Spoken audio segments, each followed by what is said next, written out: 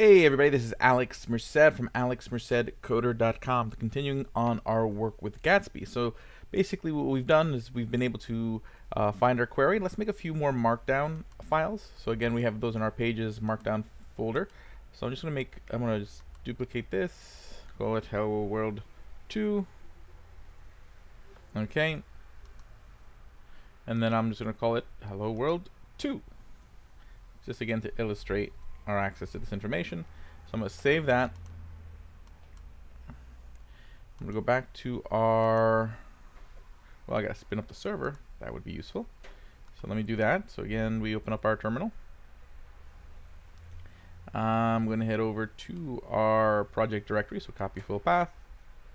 So I'm going to hit CD, change directory, and paste in our path. And there we are. Okay, so then I run the command Gatsby develop, and that's just going to spin up the server. That'll take a while. So in the meantime, let me just show you what we're going to be doing. So basically, we're going to edit this index.js. This is our index page. Okay, and basically what we're going to need to do is bring in our blog posts or our markdown posts that we're going to use it as blog posts. But in order to do that, I need a GraphQL query. So let me find an example of the exact code. I think I can find that in the components. I think here in SEO we have an example. Okay, well I need to bring in GraphQL. So I'm going to copy that. So that way I have that over. So copy that, bring that over to index.js. Bring that up here. Okay, cool. So now I have those in there.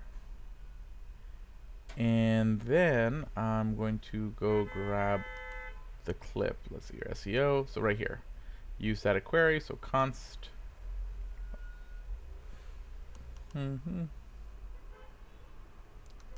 this is just pulling specifically that. Well, we'll come back to that. The syntax, but I just want to copy this over, and I'll show you how to edit it from there. Copy. And that's going to go to index. So we'll include that. I might as well just put that right over here.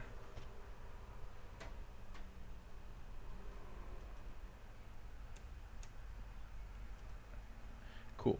So whenever I see this syntax, so you see when you're calling the variable by this name, my understanding, and I've done some experimenting with this, so I'm pretty sure this is what it's doing. Basically what it's going to do, it's going to search. It's saying, hey, I'm looking for a property of whatever's being found over here. So it's assuming kind of like an object's over here. So this is going to have an object or array of data. And it's looking for the one that matches this variable, site. And it's going to assign it that name. So basically it's saying, find the same thing with the same name and assign that value to this variable of the same name. Okay, that's kind of why you see like things like this. It's essentially saying, hey, look for the function, use static query that's stored over here somewhere, and just assign it to the same name. Okay, you could change the name, but then you have to do some extra syntax. While here, okay, I'm importing layout, but I could actually, since I'm not using the brackets, I could change the name and do some stuff. So that's kind of what those curly brackets, when you're doing like variable assignment, kind of is assuming. So essentially, the way I understand it is that when I say site, what it's doing is actually going to import the results from here going forward. So basically, I'm copying the value of this part of the query. That's not necessarily what I want, because this is not necessarily our query, so we'll change it as needed. But first, let's see, did the server spin up? Oh, didn't really do anything down here. Did I hit enter? Just kind of froze. Wonder if it's working on it. Okay, maybe the server's already running. Let's check. That would be, get that out of the way. Local. Okay, looks like it is running a little slow, so I will pause it while it catches up. Okie dokie. So in that case, now the server is up and running. So let's head over there. Okay, so there's our site, but we need to go visit the GraphQL thing. So let's head over to the GraphQL.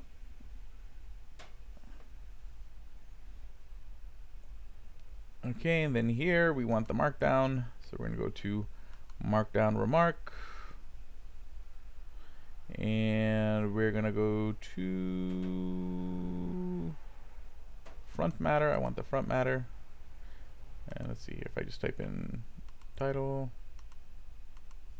What if I just want the volume? Let's look at it from a different way. Match. Just gotta keep finding it until you find the exact value that you want. Actually, here, this is markdown remark. I want to go with all markdown remarks, not just an individual one. So let's go to nodes. I want the front matter, and I want the title for each one. So that's always the difference between like the all and markdown remark. If I'm looking for a specific one, here I'm looking for all. So all markdown remark, I'm looking for the different nodes, meaning the different items in the array of objects in that. Want the front matter, and I want the title. Is that title good enough? Yeah, title's good enough. And then I want the HTML, the actual content of it. So I want that as well. So I'll run this query again, make sure that, and there it goes. That's what I want. I want to have access to the title, and I want to have access to, now here's the thing. Okay, so then so now I can copy and paste this query. I think right up to there is what I need. Technically just this. Copy. And then I can go over here. Oh, actually, no, I want the whole thing. Actually, I don't need to. I can just do this. Boop. Okay, cool. But notice there isn't a thing called site anymore for me to be pulling from. So what I need to do is pull from somewhere else. So I can just change this to all markdown remark if I want to do it this way.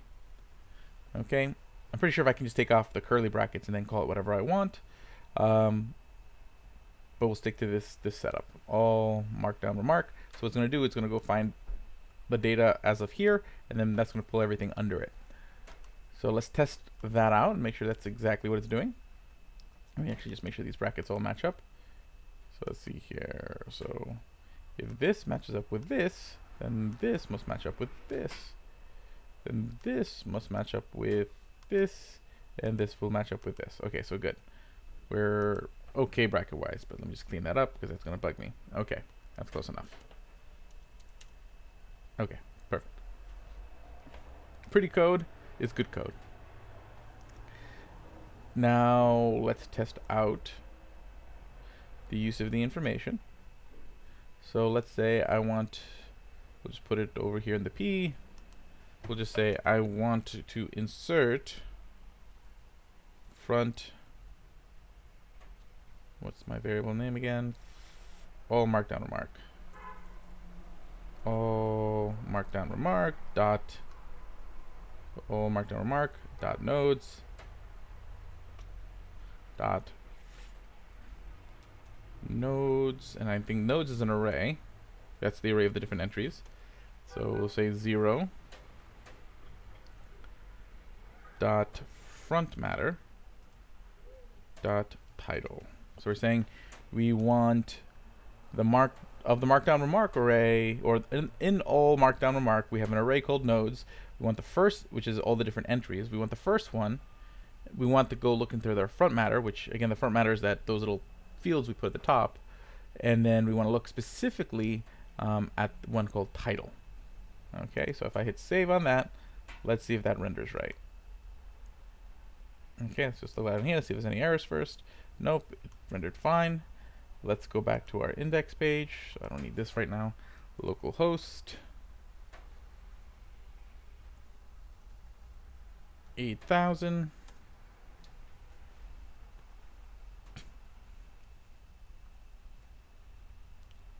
Oh, and we got some errors. So error, invalid hook. Hooks can only be called inside the body of a function component. We have it for a reason. Context, React, use context, add a query context. Okay, I think I need to move that to inside. Let me just compare that to the SEO one. Okay, that's always a good way to make sure you get your syntax right compared to one that's working. So let me just compare the SEO. Is it inside the function? It is inside the function. Okay, so here's the function creating the component. So I need to fix that. Okay, this is one of the best ways to learn, is to make mistakes and then compare and figure it out. You learn more that way than if you just do it right the first time, because then if you do it right the first time, you won't realize what you're doing wrong when you do it wrong later. Okay, and you won't know that you were avoiding doing X because you haven't avoided doing it before. So In that case, I may need to reformat this a little bit. Okay, so I'm going to need to put this in brackets now, because it's not just a implicit return anymore. So when I need to do that, then I need to do this. Because what happens is if you do an arrow function to the parentheses, it's just assuming the word, the return word, and it's going to return what's inside the parentheses for React. But then I can't really do anything else. But I want to do other stuff, so I need to wrap it in brackets. Then I can copy and paste my query over here. So now I have access to it.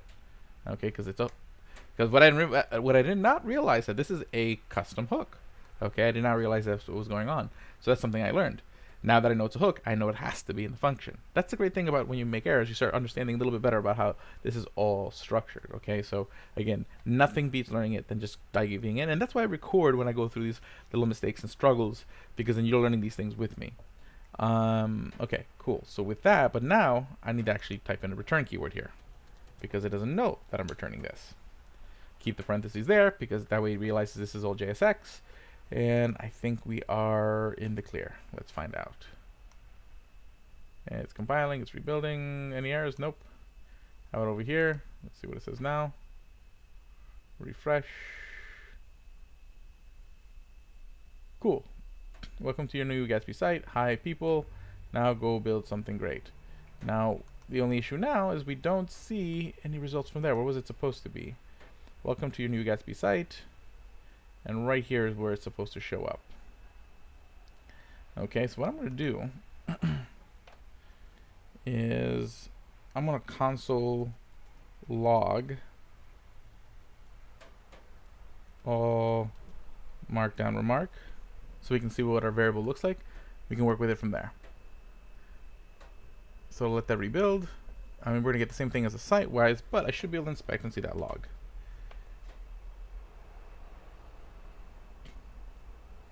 Okay, here's our object. Let's see, nodes. That's what I figured. Zero, front matter. Yep. Title. Oh, it's a capital T. That was the problem.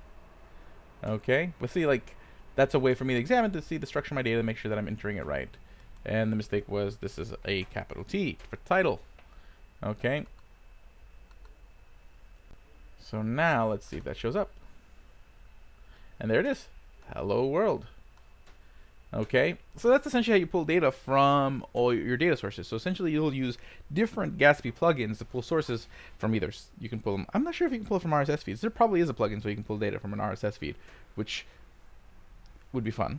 You can do it from an API. You can do it from a CMS, like a content. They have plugins specifically for headless CMSs, like Contentful, Agility CMS, all these different headless CMSs.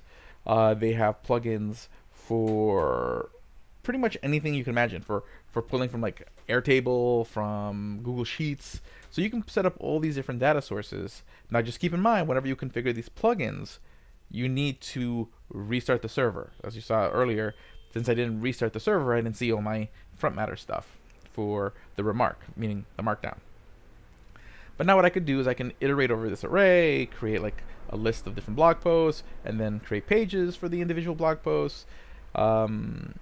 And there's actually special node tools, so you can create like dynamically generated pages, which we'll explore in the next video. Just wanted to kind of show you how we pull the information and actually get the information in our React page, and also cover some of these other details we did along the way. But are you starting to see the power of Gatsby mixed with like GraphQL and React? You can literally just sit there and build this hodgepodge of data, pulling from all these different sources. And with GraphQL, you can create the queries that give you access to all the data that you need. Because you don't need to pull from one individual. It's not like an API where you pull from, or a RESTful API where you pull from one individual endpoint that gives you specific data. You essentially design the data you need based on the the GraphQL query language to get the information you need. You pull it into your file, and through that hook, and yeah, you just build out your site. It's pretty cool. And then what's going to happen is that when you hit build, it renders all that statically, so that information isn't being pulled from all those places the minute your user sees the site. It's already there. It just builds it out that way, which means it's going to be quicker for your to get the response, quicker for it to be rendered, making it overall just that much faster and secure for your user. That's really cool. This is really cool stuff. Okay, I mean, Gatsby isn't the only tool in this game, but the way it uses React and GraphQL, it's definitely has earned why it's definitely the cool kid on the block. But I will see you guys later on in the next video. I'm gonna get a few more things done before one of my final days in coding bootcamp begins later on today. So I'll see you guys in the next video, and we'll start building more stuff out.